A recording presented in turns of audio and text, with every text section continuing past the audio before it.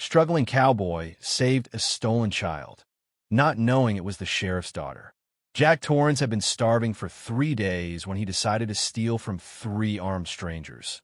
But when he unwrapped their stolen cargo and saw the terrified eyes of a 7-year-old girl, he realized he wasn't just witnessing a crime. He was about to become part of something that would either redeem his soul or destroy everything he had left. The sun hung over Perdition Creek like a brass coin in a beggar's palm, casting shadows that offered no mercy and little shade. Jack Torrance sat on the weathered steps of Morrison's saloon, his back pressed against wood so dry it might catch fire from a harsh word. His last silver dollar rolled between his fingers, a 20-cent piece that had seen better days, much like the man who held it. 3 days. That's how long it had been since his belly had known the comfort of a proper meal. The promised cattle drive to Abilene had vanished like morning mist, taking with it his hopes of winter wages and leaving behind only the hollow ache of disappointment. His mare, Dusty, stood tethered to the hitching post with her left foreleg favoring air over ground. Another expense he couldn't afford in a world that demanded everything and gave nothing in return. The town of Perdition Creek wore its name like a scar. Buildings leaned against each other for support, their paint peeled away by wind and time until only the gray bones of wood remained. The few folks still calling this place home moved like ghosts between shadows, their eyes holding that particular emptiness that came from watching dreams die slow deaths in the desert heat. Jack's gun sat heavy against his hip, its leather holster cracked, and the metal beneath in need of oil and attention. Even his weapons were failing him now. He'd pawned his father's pocket watch 2 weeks prior, traded his winter coat for a bottle of whiskey that had lasted exactly 1 night, and sold his spare boots to a traveling merchant for half their worth. The arithmetic of survival had reduced his life to its most basic elements: hunger, thirst, and the growing desperation that made good men consider bad choices. A cloud of dust rose on the horizon, growing larger as riders approached the town.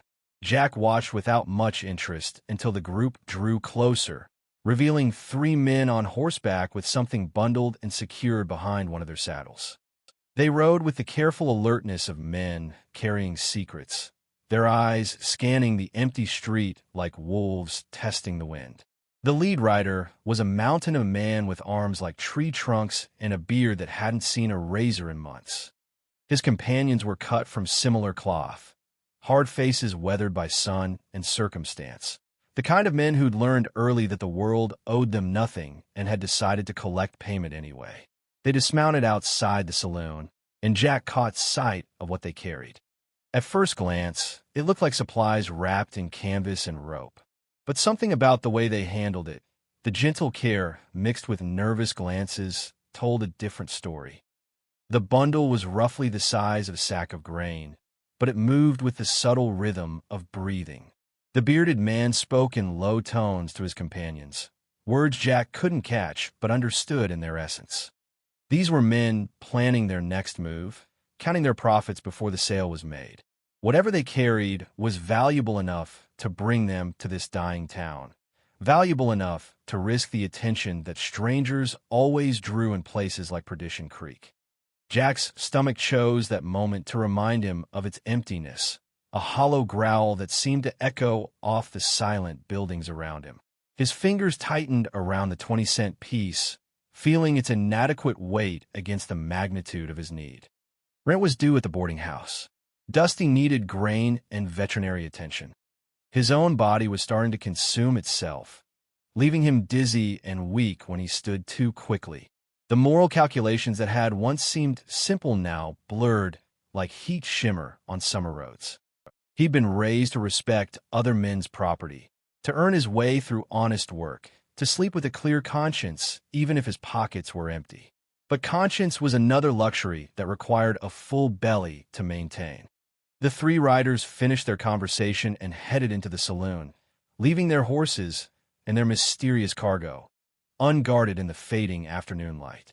Jack watched the saloon doors swing shut behind them, listened to the muffled sound of their voices ordering drinks and food, smelled the rich aroma of beef stew that drifted through the windows like a cruel reminder of what he couldn't afford. He stood slowly, his joints protesting the movement, and walked toward the horses with steps that felt both inevitable and foreign. The bundle was secured with good rope, tied with the practiced knots of men who knew their business. Up close, he could see the canvas rise and fall with unmistakable regularity. Whatever was inside was alive. Jack's hand hovered over the knots, trembling with more than hunger. He'd crossed many lines in his 27 years, bent rules when circumstances demanded it, but he'd never stolen from another man. The weight of that boundary pressed against his chest like a stone, even as his empty stomach urged him forward. From inside the saloon came the sound of laughter and the clink of glasses, the three riders settling in for the evening, confident in their security.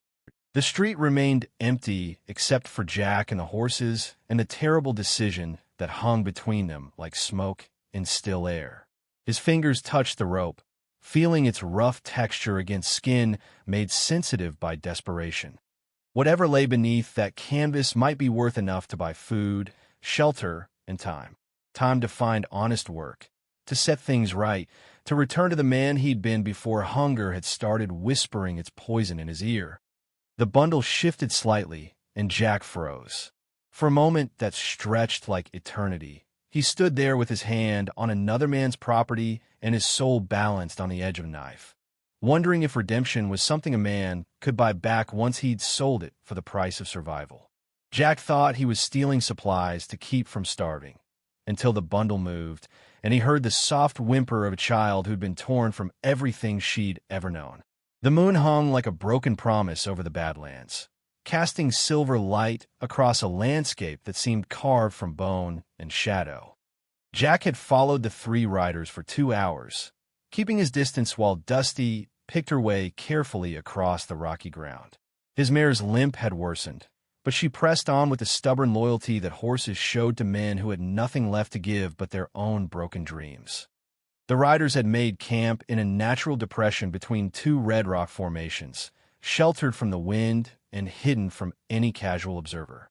Their fire burned low and steady, sending sparks up into the star-drunk sky like prayers that would never be answered. Jack dismounted a quarter-mile away and crept closer on foot, his boots finding purchase on stone worn smooth by centuries of weather. From his hiding place behind a boulder, he could see the three men clearly now. They sat around their fire with the easy confidence of wolves who'd found their territory and marked it well. The bearded giant, the one Jack had started thinking of as bear, gnawed on a piece of jerky while cleaning his rifle. The other two, lean men with faces like dried leather, played cards for matchsticks and spoke in voices too low to carry. The bundle lay near the fire, still wrapped in canvas, but positioned with a care that spoke of precious cargo. It hadn't moved since Jack had first seen it hours ago, and a cold finger of doubt traced his spine. Maybe he'd been wrong about what he'd witnessed. Maybe desperation had made him see life where there was only supplies, hope where there was only another man's property waiting to be stolen. Bear stood and stretched, his massive frame blocking the firelight for a moment before he walked to the bundle and knelt beside it. His hands moved with surprising gentleness as he loosened a corner of the canvas, revealing what lay beneath. A small face emerged from the wrapping, pale skin marked by tear tracks that caught the firelight like silver streams. A child, maybe 7 or 8 years old, with dark hair matted against her skull and eyes that held the particular emptiness that came from terror so complete it had burned away everything except the basic need to breathe. Jack's heart stopped, then began again with a rhythm that felt foreign in his chest. The moral calculations that had seemed so complex an hour ago suddenly became crystal clear. This wasn't about theft or survival or the arithmetic of desperation. This was about something far simpler and infinitely more dangerous. Bear spoke softly to the child, words that Jack couldn't hear but could read in the language of gesture and tone. The girl didn't respond, didn't even seem to register his presence. She stared up at the stars with the fixed attention of someone trying to escape to a place where bad things couldn't follow. "She ain't spoken a word since we took her," Bear said to his companions, his voice carrying clearly in the still air. Doc Hannigan said some kids go quiet when they get scared enough. Said it might be permanent. One of the card players, a man with a scar running from his left ear to the corner of his mouth, glanced up from his hand. Don't matter none.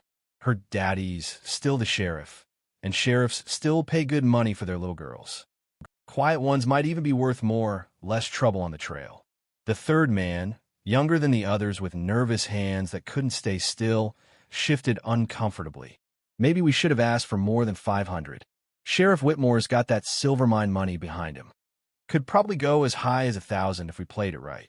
500's plenty, Bear said, rewrapping the canvas around the child with the same gentle care he'd shown before. More than that, and he might decide to come hunting instead of paying. This way, everybody gets what they want. We get enough money to disappear proper, and he gets his daughter back before anything permanent happens to her. Jack closed his eyes and felt the weight of the world shift on its axis. Sheriff Whitmore. He knew that name, knew the reputation that came with it. Tom Whitmore was said to be a fair man, but hard as winter stone when crossed. A man who wore his badge like some men wore their religion, with absolute faith and uncompromising dedication. The child, Emma, they called her Emma, was Tom Whitmore's daughter. Jack had planned to steal supplies from kidnappers, not knowing he was about to make himself complicit in something far worse than simple theft. The irony sat bitter in his mouth like alkali water. He'd come here to commit one crime and discovered himself witness to another that dwarfed his own intentions like a mountain shadow swallowing a pebble. The three men returned to their cards and their quiet conversation, leaving Emma wrapped near the fire like a parcel waiting for delivery.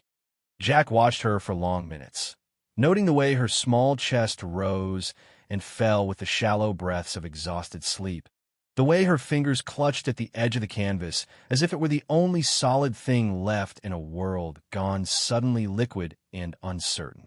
He should leave, walk away, mount Dusty, and ride back to Perdition Creek with empty hands but a clear conscience. These men were armed and dangerous, and he was one man with a lame horse and a gun that needed repair. The smart play was to report what he'd seen to the nearest law office and let justice take its proper course. But the nearest law office was 3 days right away, and Emma didn't look like she had 3 days of silence left in her small body. She looked like a bird with broken wings, trying to disappear into herself until the world stopped hurting. Jack thought of his own childhood, of the times he'd felt small and frightened and alone. He remembered the comfort of adult hands that were gentle instead of hard, voices that spoke kindness instead of cruelty. He remembered what it felt like to believe that someone, somewhere, cared whether he lived or died. The fire crackled and sent up another shower of sparks. One of the card players yawned and suggested they take turns standing watch. Bear nodded and took first shift, positioning himself where he could see both the trail they'd used to reach this place and the bundle that contained their future fortune. Jack backed away from his hiding place and returned to where Dusty waited with patient resignation. He unsaddled her carefully, whispering apologies for the hard day and promises he wasn't sure he could keep. Then he settled down to wait for the deep hours of the night when even hardened men surrendered to sleep and dreams. The stars wheeled overhead in their ancient patterns, indifferent to the small drama playing out in the desert below. Jack stared up at them and wondered if this was how a man's fate got decided, not through grand gestures or heroic moments, but through quiet choices made in darkness when no one was watching except the stars and the ghosts of who he used to be. Somewhere in the distance, a coyote called to its pack, the sound lonely and wild and strangely comforting. Jack closed his eyes and listened to the night sounds while he waited for his moment to choose between the man he'd been and the man he might become.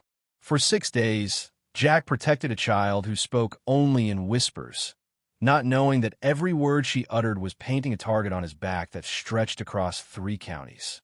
The ancient way station rose from the desert floor like the skeleton of some forgotten dream, its adobe walls cracked and weathered by decades of wind and neglect. Jack dismounted carefully, his body aching from 6 days of hard riding and nights spent sleeping with one ear tuned to the sound of pursuing hoofbeats. Emma slid down from behind him with the fluid grace that children possessed, her small boots hitting the packed earth with barely a whisper. She hadn't spoken for the first 3 days after he'd taken her from the kidnappers' camp.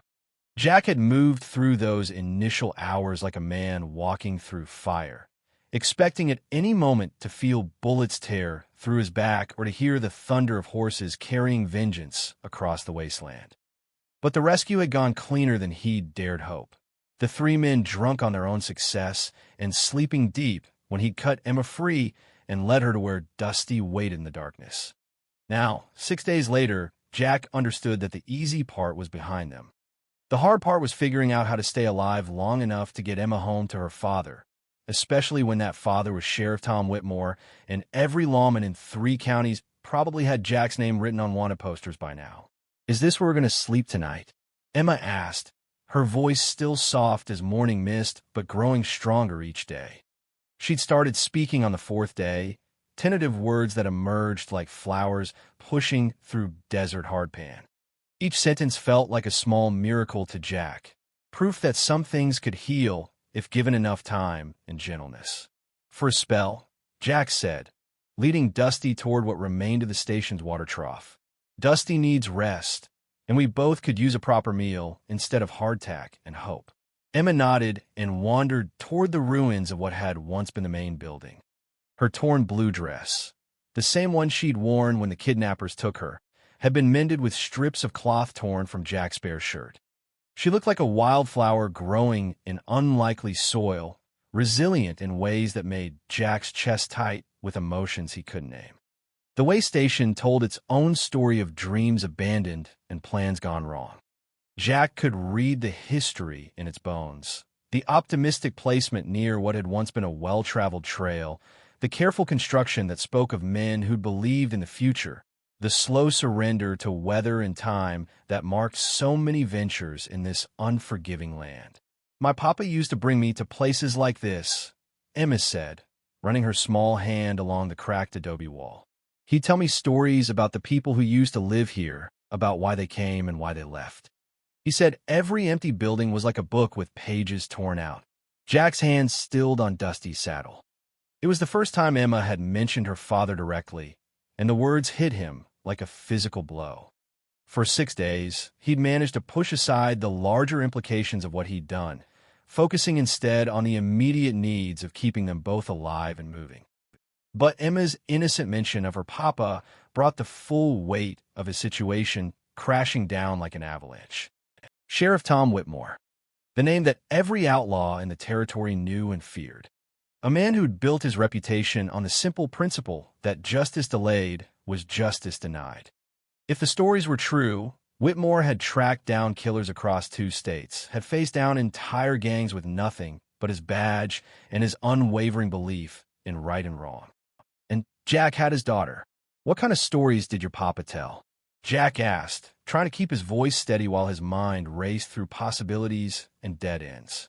Emma settled cross-legged in a patch of afternoon shade, her dark eyes thoughtful. "He told me about a lady who came here with her husband to start a trading post. She planted apple trees behind the building, even though everyone said apples wouldn't grow in the desert. Papa said she watered those trees with dishwater and tears for 3 years before they finally gave up and died." She paused, picking up a handful of dust and letting it sift through her fingers like time, made visible. "But he also said that sometimes, after the spring rains, you can still find apple seeds scattered around where those trees used to be. Seeds that are waiting for the right conditions to try again." Jack felt something twist in his chest at her words. Apple seeds waiting for the right conditions. The metaphor wasn't lost on him. Neither was the irony of hearing it from the lips of a child whose father was probably planning to hang him from the nearest tree with suitable branches. "Your papa sounds like a wise man," Jack said carefully. "He is." Emma's voice carried absolute certainty. "He always says that good things take time to grow, but bad things spread fast like brush fires. He says that's why lawmen have to work so hard, because evil is always trying to get ahead of justice." The words hung in the desert air between them like smoke from a signal fire, and Jack wondered if Emma had any idea how precisely they applied to their current situation. Here he was, a man who'd technically kidnapped the sheriff's daughter, finding himself cast in the role of protector rather than predator. The moral arithmetic of it made his head spin. A sound carried across the wasteland, the distant rhythm of multiple horses moving at steady pace. Jack's blood turned to ice water as he recognized the pattern. Not the scattered hoofbeats of wild horses or casual travelers, but the disciplined cadence of a posse riding with purpose. Emma heard it too, her head tilting like a bird sensing danger. "Is that them?" she asked, and Jack knew without explanation who she meant. The bad men.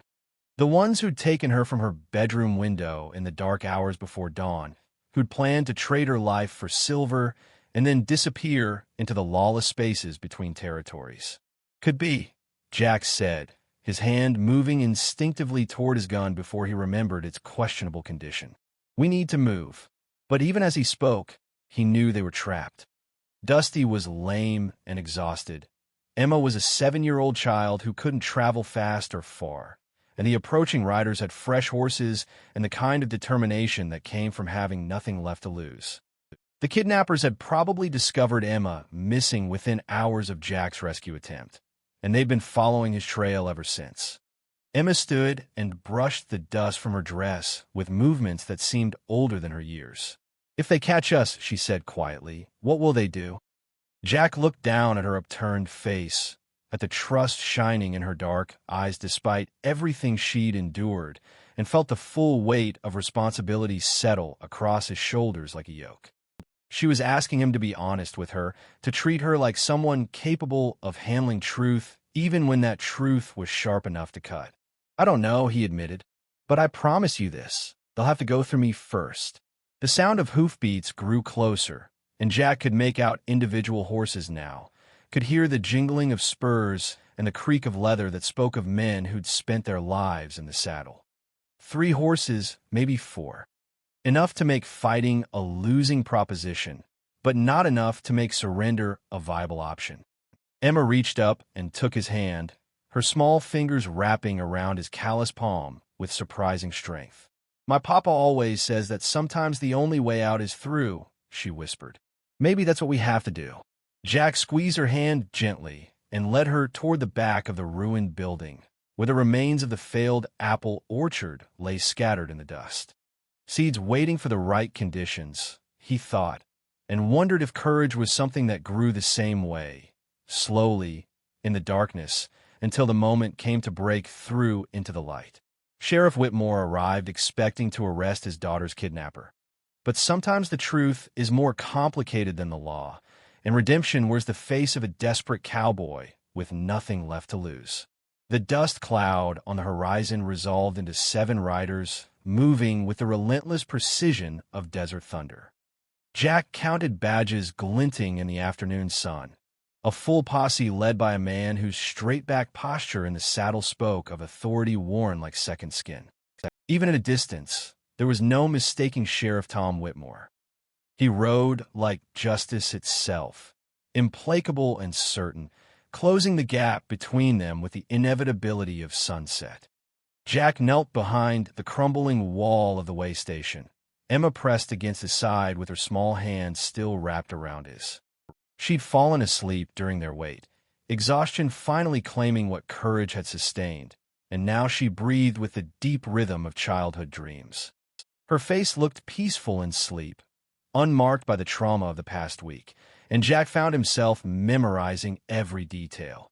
The way her dark lashes cast shadows on her cheeks, the small scar on her chin from some forgotten childhood mishap, the absolute trust that kept her sleeping soundly even with danger approaching like a prairie storm.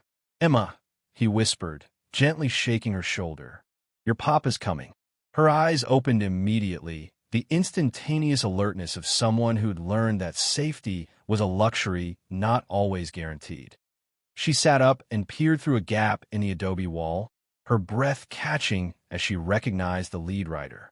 "Papa," she said, the word carrying 6 days' worth of longing and fear and desperate hope. Jack's heart hammered against his ribs like a caged bird seeking escape. In a few minutes, he would face the reckoning he'd been dreading since the moment he'd lifted Emma from that kidnapper's camp. The man approaching across the desert wasn't just any lawman. He was a father whose daughter had been stolen from her bed, who'd probably spent sleepless nights imagining the worst, who had every right to shoot first and sort out the details later. The posse reined in 50 yards from the ruins, their horses stamping and blowing in the heat. Sheriff Whitmore dismounted with fluid grace, his hand resting on the butt of his Colt as he studied the way station with the careful attention of a man who'd survived by assuming every shadow might hide danger. "Jack Torrance," Whitmore called, his voice carrying clearly across the distance. "I know you're in there. I know you have my daughter. Come out where we can talk." Jack closed his eyes and felt the weight of the moment settle around him like dust after an explosion. This was it, the end of the trail that had started with his empty pockets and desperate hunger outside Morrison's saloon. He'd expected to feel more afraid, but instead there was only a strange calm, like the stillness that came before storms when even the wind held its breath. "Stay here," he whispered to Emma, but she was already shaking her head. "No," she said with quiet determination. "We go together." Jack looked down at her and saw something in her eyes that reminded him of her father. That same unwavering certainty, that refusal to bend when bending might be easier. She was Tom Whitmore's daughter, all right, with the sheriff's backbone running straight and true through her small frame. They stood together and stepped out from behind the wall, Jack's hands raised and empty, Emma walking beside him with her chin lifted and her shoulders squared. The sight of them together, the desperado and the child, seemed to catch the posse off guard. Jack heard the sharp intake of breath from one of the deputies, saw hands move away from gun butts as the reality of the situation became clear. Sheriff Whitmore took 3 steps forward and stopped, his weathered face cycling through emotions faster than Jack could follow. Relief, confusion, anger, and something else, something that looked almost like understanding. "Emma," Whitmore said, and his voice cracked like old leather. "Hi, Papa," Emma said, and then she was running across the dusty ground between them, her small legs carrying her toward the man who represented everything safe and solid and permanent in her world. Whitmore caught her up in his arms and held her against his chest with desperate intensity, his eyes squeezed shut and his face buried in her hair. Jack watched the reunion and felt something break loose in his chest. Not regret, exactly, but a kind of bittersweet recognition that some stories ended better than they began, even when the middle parts were messy and complicated and morally uncertain. "She's all right," Jack called out, raising his voice to carry over the distance. "She's tired and scared, but they didn't hurt her. I made sure of that." Whitmore looked up from his daughter, his blue eyes finding Jack's across the wasteland. "You took her from the kidnappers." It wasn't a question, and Jack heard the careful neutrality in the sheriff's tone, a lawman trying to piece together a puzzle that didn't fit the usual patterns. "I did," Jack admitted. "I was following them, planning to steal whatever they'd taken. I thought it was supplies, maybe silver. I didn't know it was a child until I saw her face." Emma squirmed in her father's arms until he set her down, then turned to face the posse with the solemn gravity of someone preparing to bear witness. "Papa, he saved me," she said, her voice clear and strong. "The bad men took me from my room, and they were going to sell me. But Jack came in the night and carried me away. He shared his food with me, and he sang Mama's lullabies when I couldn't sleep, and he promised the bad men would have to go through him first before they could hurt me again." The silence that followed her words stretched like wire drawn tight. Jack watched Tom Whitmore's face as the sheriff processed what his daughter had told him, saw the moment when understanding replaced suspicion and something that might have been gratitude flickered in those steady blue eyes. One of the deputies, a young man with eager hands and nervous energy, shifted in his saddle.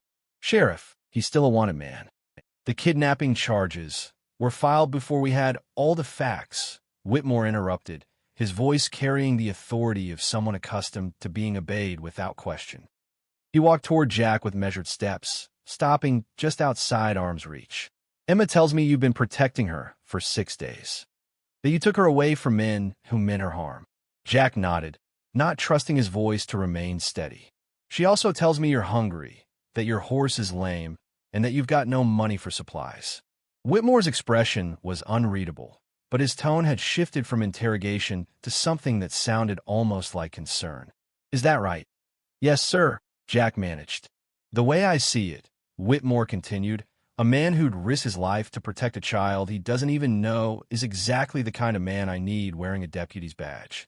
The pay is steady, the work is honest, and there's a bunk in the jail that's better than sleeping rough in the desert. Jack stared at him, certain he'd misheard. Sir, you saved my daughter when you could have walked away. That tells me everything I need to know about your character. Whitmore extended his hand toward Jack, and, after a moment's hesitation, Jack took it.